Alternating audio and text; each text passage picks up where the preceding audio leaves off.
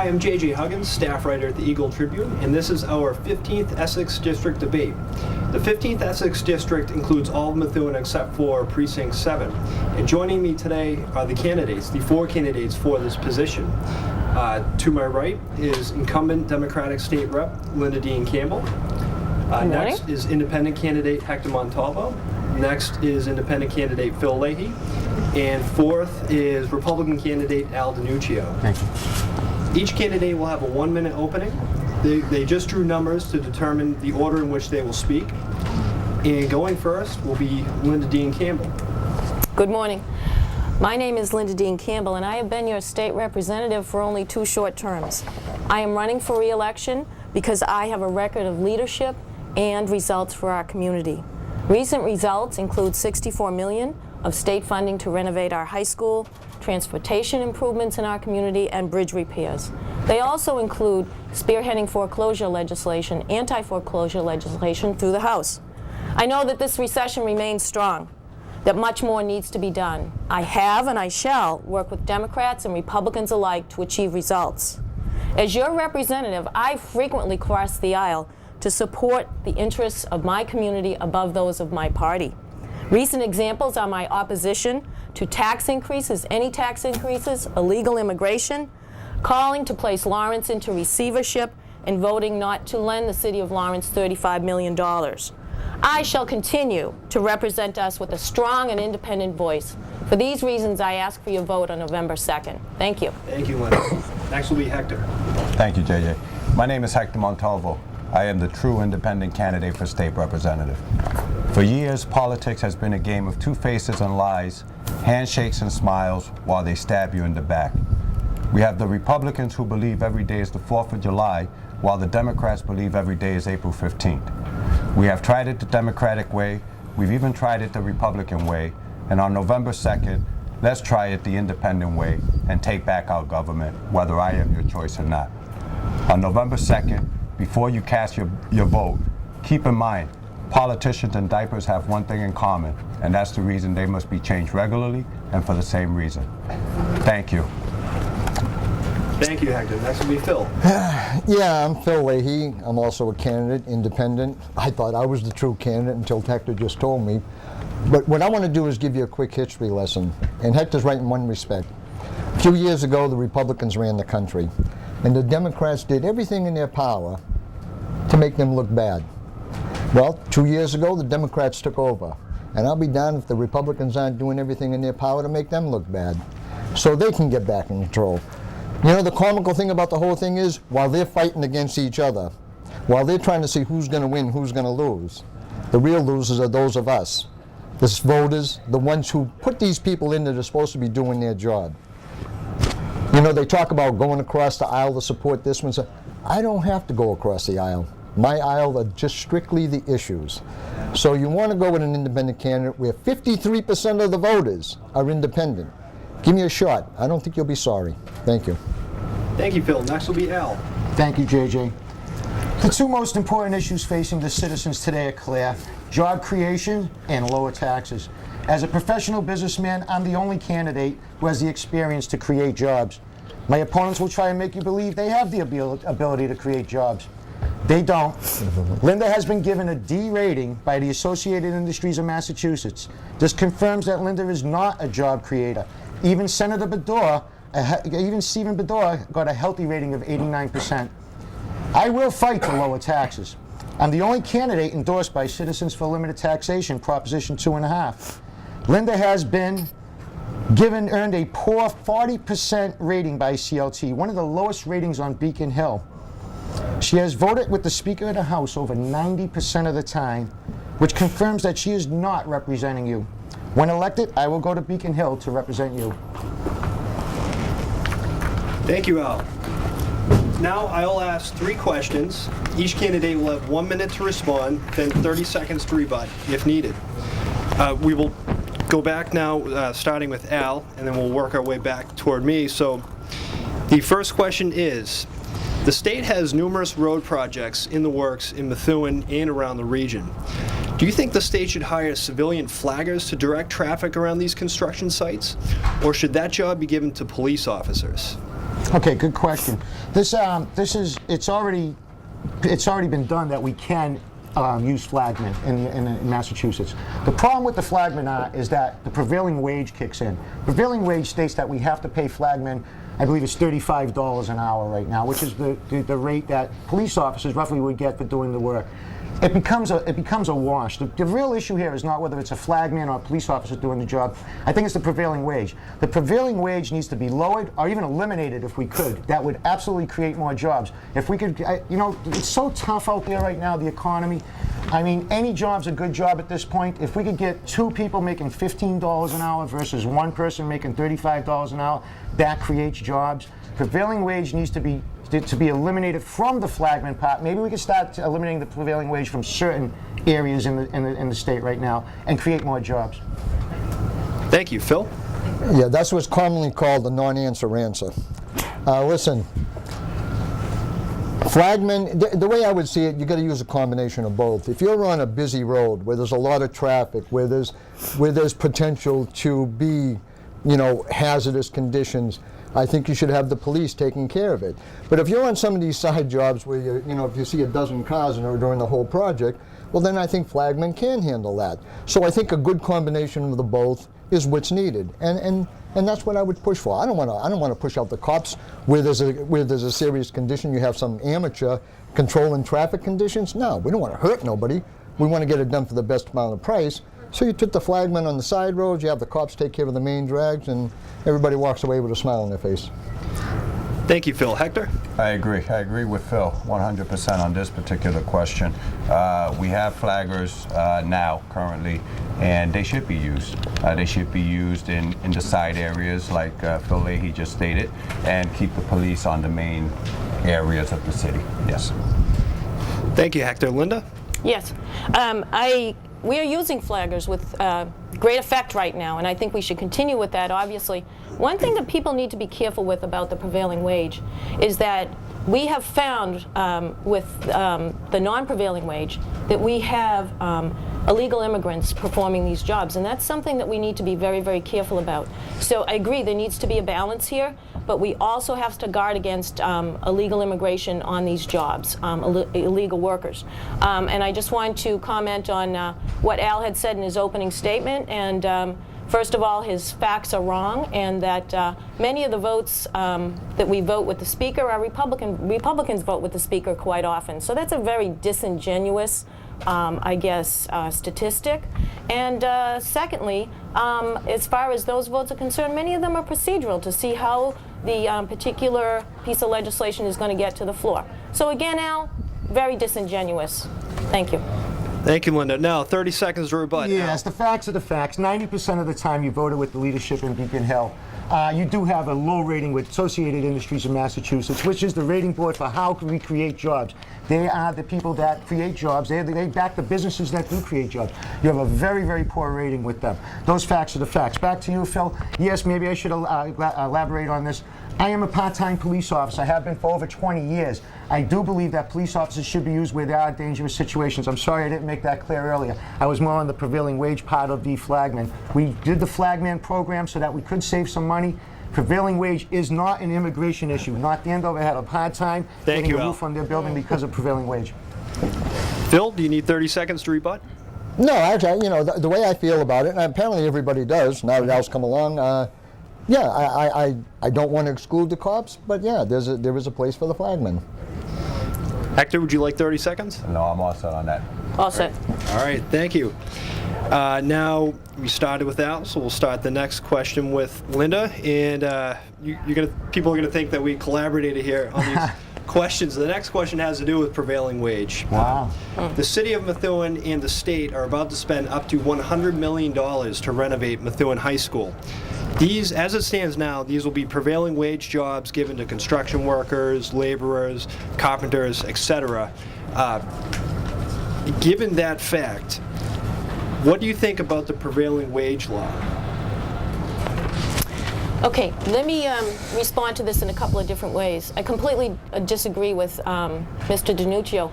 There is a problem with illegal immigration and illegal workers on jobs. We saw this in the Big Dig. Many of those workers that were on the Big Dig were illegal immigrants. So let's be clear here. One thing that the prevailing wage does is this prevents this from happening. I'll give you a couple examples. We have landscapers that work seasonally, and we also have construction workers who work seasonally. What we've found when we do our homework is that many of these people are paid under the table, they don't pay taxes, and also what they do is they work seasonally, and then they go and file for unemployment in the off season. This has got to stop because taxpayers in our community have been paying taxes for 40, 50 years, some of them, and now what's happening is we have an illegal immigration problem in the Merrimack Valley where these workers are working part-time and then filing for unemployment. It's got to stop. Thank you. Hector? 50% of those jobs should go to Methuen residents to work in the high school project. Methuen residents, only 50% of those jobs should go directly to them. The prevailing wages laws need to be reformed to make it equal for everyone out there that is seeking employment. Illegal immigration, it's illegal. If you're not documented, you should have your paperwork in order to be able to collect checks from employers and so on. There's a certification that people have to go through for that process, and it starts with the employer. But yes, I am for prevailing wages as well. Thank you, Hector. Phil? Yeah, and it's not that I'm opposed to prevailing wage, but yeah, I think it's going to have to be reformed to some degree. You know, maybe the prevailing wage is too high. Maybe, you know, with these times, the way times are now economically, maybe, you know, like some of our communities, Methuen had to take concessions, had to take cuts in their pay. Maybe those on prevailing wage will have to do the same, at least for the time being. When times are good, everybody feasts. When times are bad, then everybody's got to kick back and starve a little bit. As far as the illegal aliens, yeah, we get a lot of them working, but I find it hard to believe that prevailing wage is the one guideline to stop illegal aliens. I mean, if we can't stop illegal aliens from getting jobs that would be going to prevailing wages, then we're in a whole lot of trouble, a whole lot. But so, to a degree, I believe in prevailing wages. But yeah, let's reform it a little bit as the time is needed. Thank you. Thank you, Phil. Al? Let me give you an example of prevailing wage. North Andover last year went to put a new roof on their town hall. They got a price of $10,000 and were told we can't do that because it's not the prevailing wage. The lowest of the three bids under the prevailing wage came in at $50,000, 5 times the amount of what they got a quote for. North Andover spent 5 times what they had to spend. This is what's going to happen in the Methuen School Project. I am answering your question about, I think the original question had to do with the school project and prevailing wage, right? Yes. Okay, and what's going to happen in the Methuen School Project is that we're going to pay probably 1/3 to 2/3 more than we should be paying for that school to be built under the prevailing wage system. The prevailing wage is set by the unions. Naturally, Linda does not want to upset the unions because they endorse her so much. So the union rate, which is the prevailing wage, is what is set by. It's set by the unions. And I don't know how this became an immigration issue. We have laws to enforce the immigration issue. I'm an employer. I cannot hire illegal immigrants. I have to report their social security numbers. I have to make sure that everybody, if people are breaking the law, Linda, then we need to enforce the law. We don't need to make new ones to enforce a law that we already exist, or we don't need to stop being the prevailing wage issue because you believe that immigrants worked on the big dig, illegal aliens. I'm sorry. Thank you. Phil, would you like 30 seconds to rebut? Yeah, and again, you know, the prevailing wage, I know the union sets it so forth like that, but you want to know something? You bargain with unions. If the prevailing wage is too high, you bargain with them. If the economic times warrant it, you bargain with them. Again, when times are good, people do well. When times aren't so good, they still want to work. So you take care of the prevailing wage in that respect. Thank you. Hector? When common sense fails, they create more laws. We don't need more laws. We need to enforce the laws that we have on the books right now. Thank you. Thank you. Linda? Al, your facts are wrong. The unions aren't endorsing me. Have you seen any piece of literature that I've sent out with union endorsement? Yes. None. Zero. Yes. Zip. Okay. Finance union in Methuen endorsed you. Second point, we $200. are putting Massachusetts taxpayers to work on this project. We have many people out of work in Massachusetts, especially in the construction industry. And the facts show that in the Big Dig, it was a problem with illegal workers working on this project. It was a problem. It was a very substantial problem. Methuen High School project is going to include workers from Methuen. And that's one of the most important and beneficial aspects of this project. I get 30, right? Yes. Yeah, well, you know what? If the Big Dig was a big problem with illegal aliens, then some people should pay for that, because that was a state-run project. And if you're saying that was a huge problem, and somebody needs to look into that as a state rep, maybe I should. If you're saying this is a big problem, then it is. And about the unions, yes, Linda, you do take money from the unions. Yes, it's in your financials. Yes, you take. It's how it is. You can't lie. You can't argue with the facts. I only bring up facts, and I don't make things up. Thank you. Now, question 3 has to do with climate change, and we will start with Al. Okay. What is your view on climate change, and how will that influence your work as a legislator? Okay, my vote is not out on actual the terminology climate change, but I am in favor of anything that's going to help the environment, as far as solar panels coming to Methuen. I just read about recently in the Eagle Tribune. Great idea. Anyway, electric cars coming out. General Motors is coming out with Volt, I believe, an all-electric car, which we had years ago and is coming back again. Anything that we could do in business in Massachusetts. As a businessman, I probably pay some of the highest electric rates in the country. It's hard to compete nationally, let alone globally, with electric bills the way they are today. So anything that could help business, whether it be solar, whether it be wind, whether we got wind farms coming to the Cape finally, I believe that's going to happen. That's moving forward.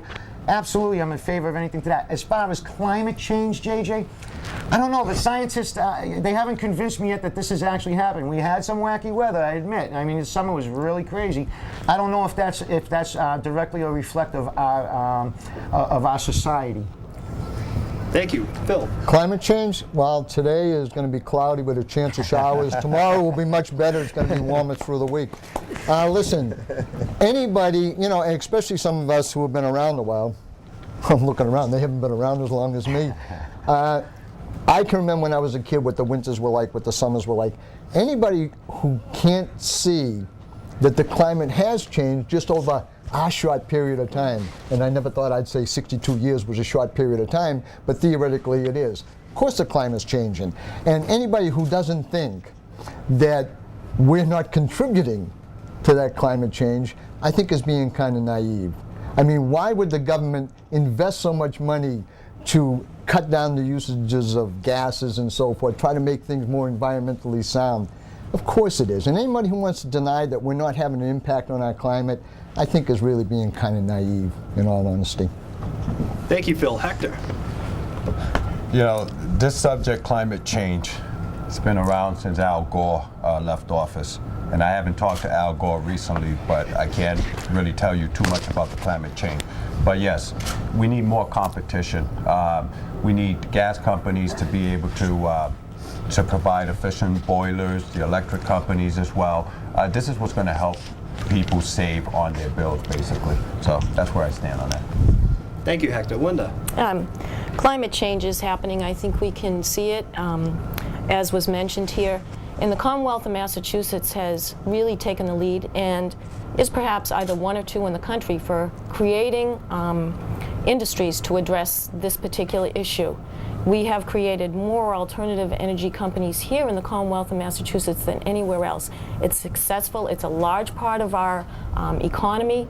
We're making sure now that when we create these incentives for these environmental industries to come to Massachusetts, that these jobs stay here and not go overseas.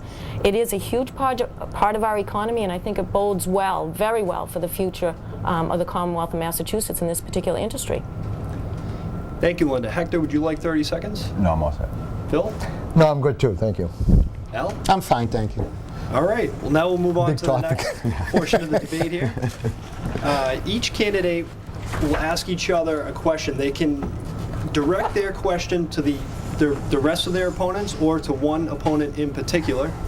And we just ended up with Al right there. So, Al, you will have the opportunity to pose one question. And each candidate will have 1 minute to answer, and then again 30 seconds to rebut if needed. Okay, I guess so my question is for all? Sure. Okay. I'm on the record voting yes on question 3, which lowers the state sales tax. All the candidates have talked about lowering taxes. You have an opportunity to lower taxes now by voting for question 3. But you're all, I think with the exception of Hector maybe, voting against question 3. Could you please explain? Yes. Who's first? Phil. I'm you on are. deck, okay. My original theme was to roll it back to 5. I still would like to see that. I sincerely believe that cutting the sales tax by over 50% is going to be a burden. And you want to know something? Even if it's not a burden, okay? I have a good feeling that our good people in Beacon Hill will make it more of a burden than what it will actually be. So if I got in and it did pass, I would like to roll it back to 5, which I understand we could do. And then for the next 2 years, I would like to take another percent, another percent. After 3 years, you'd get it down to the 3%. And obviously, as a border community like Methuen, getting it down to 3% would be a huge boost for anybody on the border town. So I want to see it get back to 3. I'd just like to take it in steps. That's all. Thank you. Hector? Let's not be fooled by question 3. Question 3 should create 33,000 real jobs, not government jobs, but real jobs for you, those that are seeking. It will put $688 in tax savings each year back in your pocket. Okay, it will force politicians to stop the red tapes up in Beacon Hill, the behind sweet deals, closed doors, and everything else like that. The legislators will not cut your taxes down to 3%. Question 3 will. Thank you. Thank you, Hector. Linda? We all need to move towards 3%, especially as we are a border community. However, there's been a lot of disinformation out on this particular issue. We can't go immediately to question 3.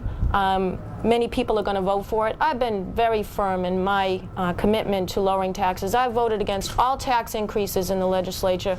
They're not good for our community, and they're not good for the Commonwealth. You don't raise taxes in a recession. That being said, we need to lower taxes down to 5% immediately. If we can sustain that, then let's go down further. But we have to understand that it has to be done gradually, because I was with Sheriff Cousins, Republican Sheriff Cousins, this weekend. He visited Methuen. He's a supporter of mine. I'm a supporter of his. This could have a tremendous impact on public safety throughout the Commonwealth. It could result in an $8 million reduction in payment to the community of Methuen. We need to look at this. That is a drastic number. We need to do it slowly and rationally. We need to make sure that we are capable of balancing the budget. Thank you. Hector, I see you shaking your head. Would you like 30 seconds? Look, government created this mess, okay? Yes, even though 3% is steep, okay, it's a way of getting back at government. Teach government a lesson. If they're short-staffed, they need to hire taller people. Don't be fooled by this. Cutting question 3 to 5% will cut government total state spending by 5%, not 50%. So the money that's going to be cut in wasteful spending could be put back into your local aid, and that's money that cannot be touched. It's guaranteed money. Thank you. Bill? Those taller people you're hiring must be 7 feet by now. You know that? No, look at, and again, I understand where everybody's coming from, and this 3% will probably pass because times are bad. My big concern is it is a little bit too much too quick, and I don't trust politicians, and Linda's right about one thing. They'll stick it to local aid like you would not believe, not because they have to, just to prove a point. Thank you, Phil. Well, that's sad if that's true, Phil. But the question reads that it could go anywhere down to 3%. The legislators could stop it at 6. They could stop it at 5 3/4. Anywhere they feel the hurt factor line is. The problem is, Linda, if you vote no on question 3 like you're voting, you don't even have the opportunity to talk about it. It stays at 6.25. You talk about lowering taxes all the time. I've never seen you lower a tax. Yes, you may have voted against a tax increase, but you've never lowered taxes. Question 3 actually lowers taxes. This is what you talk about, lowering taxes, and you're against it. Thank you. Linda, would you like 30 seconds? Just a few comments. First of all, this past session, the legislature cut the budget by about $3 billion and eliminated about 2,000 public sector jobs. I consider Al DiNuccio's position on this issue to be very irresponsible. You cannot do this immediately. It has to be done gradually. It's something that I am committed to working towards, but he has a very irresponsible position on this particular issue. You can't lower it to 3% immediately. You'll cause mass unemployment. You'll cause an increase in the recession. You're going to cause increases in filing for unemployment. It's a very irresponsible position. Thank you. And the next candidate to ask a question will be Phil Leahy.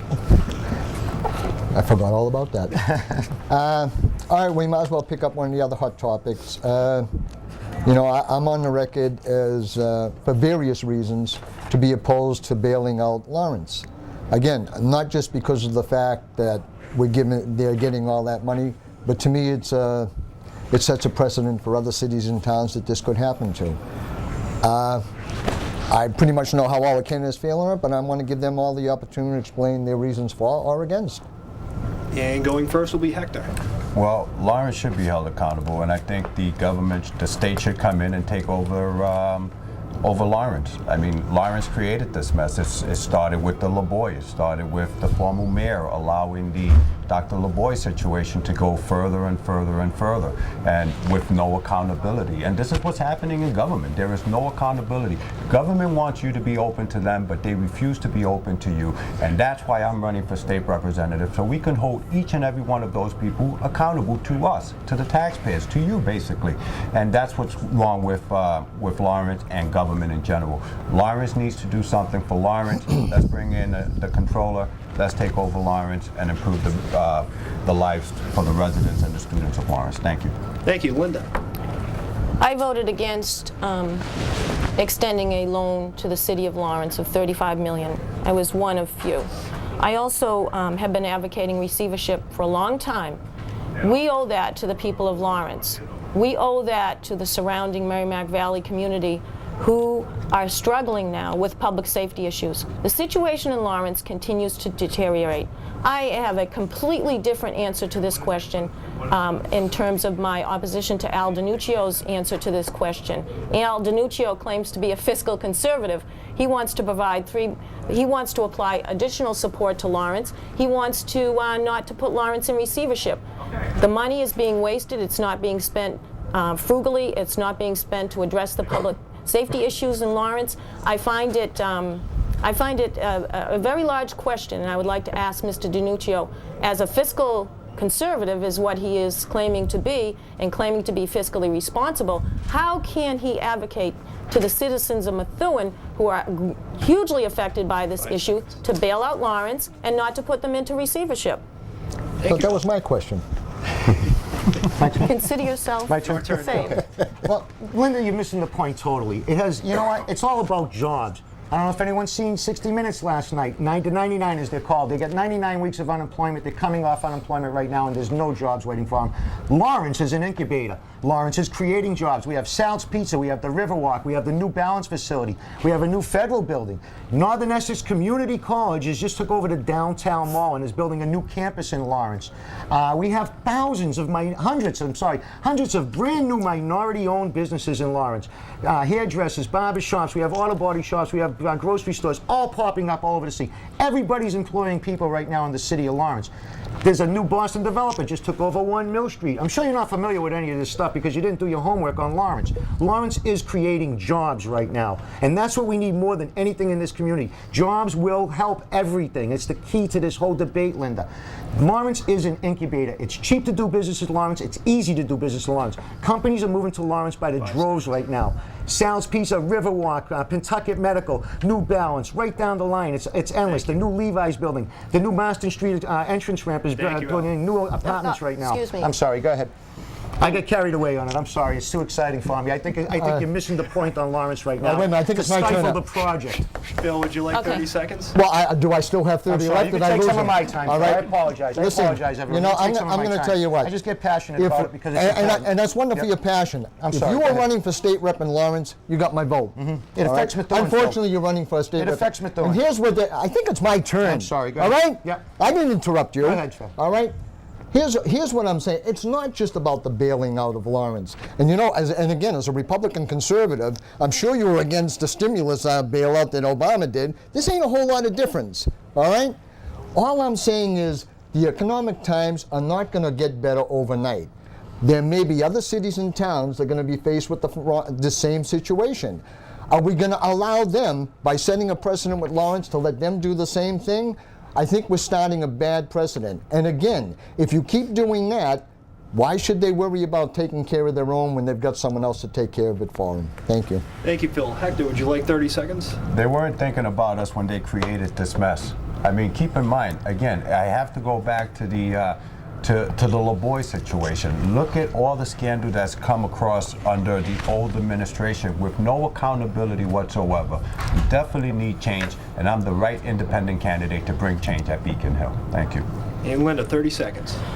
You can pour millions and millions more into Lawrence, and it's not going to change the situation. And Al DiNuccio was wrong. There are not a lot of companies currently relocating to Lawrence. That's simply not the case. And so unless we change the mechanism by which we account for money that is going to Lawrence, nothing is going to change in Lawrence. The public safety issue is another one altogether. Violence is increasing in Lawrence, and we need to put Lawrence into receivership for public safety reasons alone. And I get 30, right? 30 Yeah. seconds, Al. Yeah, you know, I apologize, number one, for going off the handle, for taking your time, Phil. I apologize. You know, the thing with Lawrence is it does affect Methuen. It affects Methuen in a great way. And the way Lawrence goes, the way the valley goes was always said. That was the terminology here. It affects North Andover. North Andover is losing 1,000 jobs from Solo Cup this year. They're closing their doors, I believe, December 23rd, right before Christmas. 1,000 jobs disappearing from the valley. Lawrence is creating jobs. I'm there every day. My business is in Lawrence. I create jobs in Lawrence. It's an incubator city. 5 seconds. It's easy to do business in Lawrence. They're doing a good job. Let's not stifle the project by Thank bringing you, in Al. the state to slow down the process. And the next candidate to ask a question will be Hector Montalvo. And my question will be directly directed to our current state representative. Sure. Mrs. Campbell, in the State House we have sponsors who are leaders and co-sponsors who are followers. In your 2 short terms as state representative, can you tell us how many bills, name 3 bills that you have sponsored as a leader, and how many of those bills have been signed into law? Thank you for the question. It's a good question. First of all, I want to talk about the foreclosure legislation that I spearheaded through the House. I have sponsored many, many bills, and unfortunately, I really don't, I will not be granted the time to talk about them. I think the most important bills that I've sponsored thus far have been on pension reform.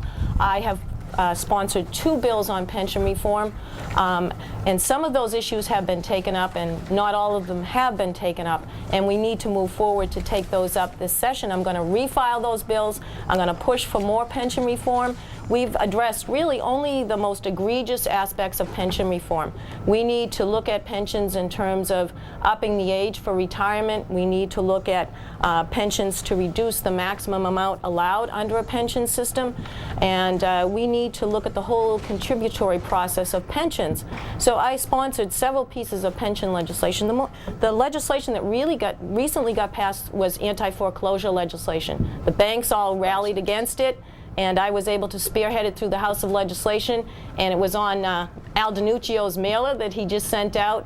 It was a picture of me being and the governor signing the piece of legislation. I want to thank Al for that, but the foreclosure legislation is extremely timely. Thank you. You're going to lose your job if you can't control this panel. And Hector, would you like 30 seconds to respond? No, I'm all set on that, thank you. I would. Oh, I'm sorry. No, no. I know, I'm probably the shortest one here. Let's going on to another question. I'm not the short, I'm short, but I'm not invisible, Okay. all right? That question You know, was because you directed got an to me. R over here and a D over there, that doesn't mean a whole lot to me. You know, I appreciate the fact that you've sponsored or co-sponsored legislation for pension reform and for the foreclosure. In all honesty, and I'm sure even you'll agree with me, it's not enough. It's not even close to being enough. You know, with the foreclosures, giving people an extra 60, 90 days or whatever to work out their problems, well, in most cases, they don't have money coming in. All you're doing is giving them 60 or 90 days more of grief on worrying about how they're going to do it anyway. So it's a start, but just a very small beginning. It's actually not even a start. So basically, you could be late on your mortgage payments once every 3 years now instead of once every 5 years. That's the main part of the foreclosure part. The fact of the matter is, foreclosure petitions are up 250%. Petitions means that the banks go out there and they're getting ready to foreclose. This is what's going to happen next month, folks. We got 250% more foreclosures coming in the future, very, very soon. The petitions are up 250%. It has done nothing to keep people in their house.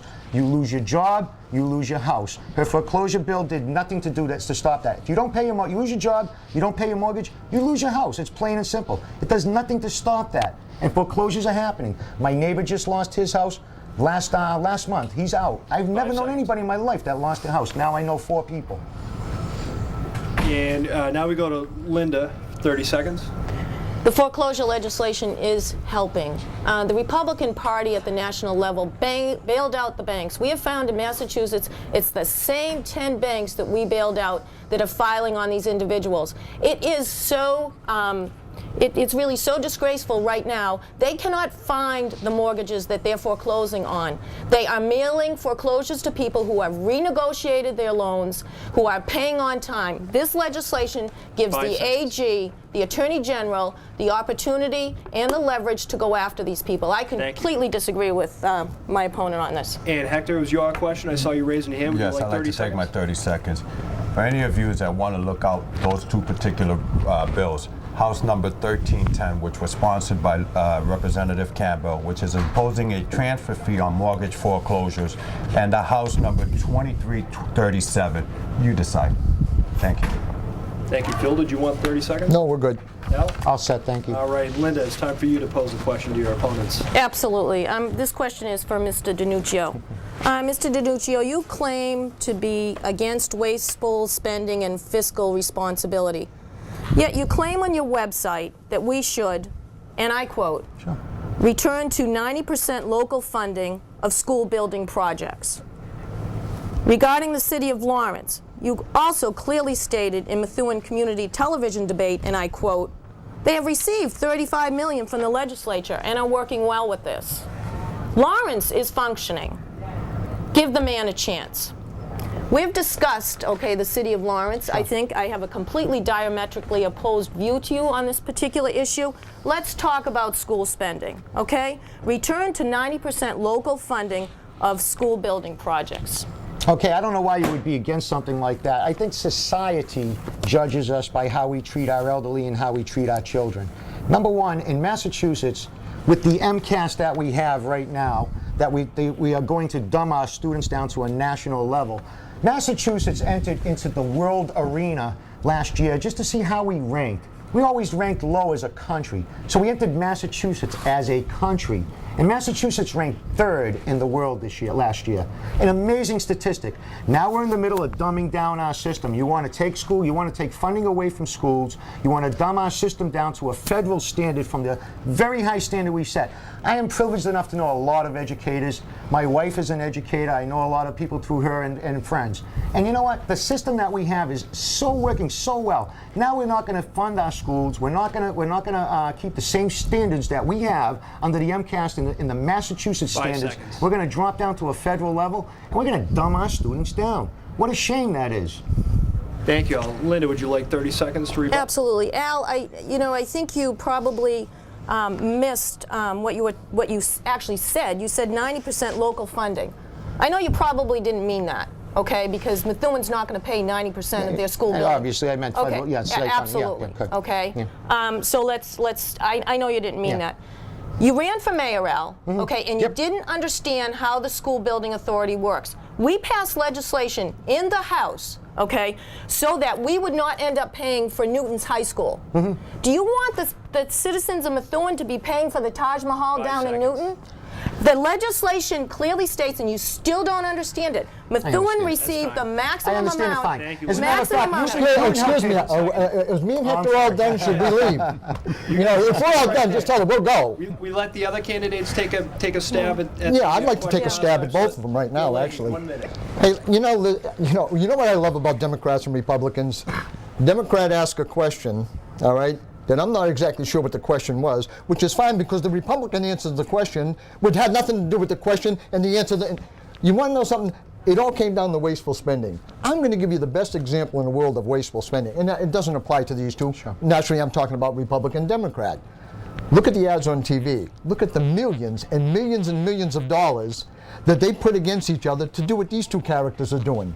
These are the two that are going to work across the aisle, cross over, and work with you. Do you buy that? Do you buy Republicans and Democrats ever working together? Give me a bloody break. You better stop voting parties and you better start voting people, or we're in deep, whoops, almost, we're in deep trouble. You can say it's the internet. Thank you, Phil. Hector, would you like a minute? This is why the independents and the people need to take back their government. Basically, our current state rep would have fought for 64 million. Our Republican opponent candidate, Al Denuncio, would have voted for 90. As an independent candidate, I would have voted for what's right for the people. Keep in mind, it's due process, equal protection. What's good for one person is good for the other, and that's what I'm fighting for. Thank you. Thank you, Hector. Al, now you have 30 seconds. Yeah, you know, how vindictive. I mean, Newton paid for 90% funding for 3 of our schools in Methuen. Now it comes their turn to get their funding, and we don't want to pay for theirs. I mean, that just makes no sense whatsoever. Where's the children in all this? We have children that need science labs. Science labs are the big key to the future right now. Science is the major breakthrough that we're having in education right now. It's my turn. You don't want to build the facilities to teach these kids that. You know, I said it earlier, society judges us how we treat our elderly and 5 how we seconds. treat our children. Yes, I'm a Republican. It's cool to be a Republican again, but it doesn't mean they have to be mean to people. Thank you, Al. Phil, would you like 30 seconds? No, because I don't exactly know what I'd be rebutting right now. But thank you for asking. Hector? Yes, it's cool to be an independent. All right. Here, here. Do I get to 30 seconds? Absolutely. Go right ahead. No one is being mean. The point here is that Mr. Denuncio wants us to pay 90%, or actually he's saying local community, but he made a mistake on his website. The point is that the citizens of the Commonwealth shouldn't need to pay for the frills at a high school such as Newton High School. That is a tremendous waste of taxpayer money. If the citizens of Newton want to put a Taj Mahal High School in their community, that's okay, but the citizens of Methuen shouldn't 5 pay for that. seconds. And by the way, Al, the new high school has 1 science lab. It's going to 17. It's Thank going to you. be state of the art. And now it's time for the closings. Amen. Each candidate will have 1 minute closing statement, and they will speak in the opposite order that they've spoken for the opening. So going first will be Al Denuncio. Caught him off guard. Yeah, I didn't know I was first. I apologize. Closing statement. Here we go. If you missed it the first time, let me say it again. The 2 most important issues facing the citizens today are clear: job creation and lower taxes. I'm the only candidate who has the experience to create jobs. My opponents will try and make you believe they have the ability to create jobs. They don't. Remember, Linda has been given a D rating by the Associated Industries of Massachusetts. This confirms that Linda is not a job creator. I will fight to lower taxes. I'm the only candidate endorsed by CLT, Citizens for Limited Taxation, Proposition 2.5, for my stance against tax increases. Linda has earned a poor 40% rating by CLT, one of the lowest ratings on Beacon Hill. She has voted with the Speaker of the House over 90% of the time, which confirms that she is not representing you. When elected, I will go to Beacon Hill to represent you. I ask for your vote on November 2nd. Thank you. Thank you, Phil. Yeah, before I start, thanks guys for having us down here. You know, I just wonder if Citizens for Limited Taxation would be so high on Al if they knew he was going to bail out Lawrence and thought Mass Health was all fine and good and everything like that anyway. But that being put aside, you have Democrats who basically think, well, the recovery's on its way, everything's fine, keep working. So you have Republicans who, you know, like bewitched, they're going to twist your nose, everything's all right. You want to know the truth, guys? Republicans and Democrats that say they can play nice together can't. It's been going on forever. You think that by changing parties in power you're going to resolve everything? It's not going to happen. Look, I've been out since April. I've been going door to door. My campaign headquarters is a 97 Chevy pickup truck with 190,000 miles on it that I hope I get 1 more week out of. That's what I'm doing. I'm going grassroots, door to door, talking to every person that I can. 53% of you out there are independent voters. I'm a legitimate independent candidate. Give me a shot on November 2nd. Give me a chance to prove it to you. I won't let you down. Thank you, Phil. Hector. Thank you, JJ and the Eagle Tribune for hosting this debate. Let's not be misled. Al Denuncio is not the only candidate who has created jobs. I too am a small business owner under H&H Communications, and I do have a tax ID number for the federal government. I also have hired people. Maybe I have not created 400, 500 jobs, but I have created jobs and I have helped individuals to be able to support their families. As I stated in my opening statement, politicians and diapers have one thing in common, and I think that was proven here today. Our current rep has gone on record claiming that she has worked 7 days a week, yet we as a community are still struggling. She claims she's been serving you for 2 short terms, but in reality, she's been serving you for 10 years, okay? It's time we teach the status quo the meaning of term limits. Vote Hector Montalvo for state representative. I'm the last name on the ballot if you want your government back. Thank you.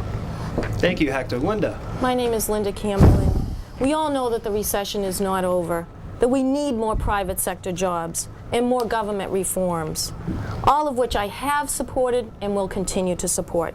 My opponents are promising quick and easy changes.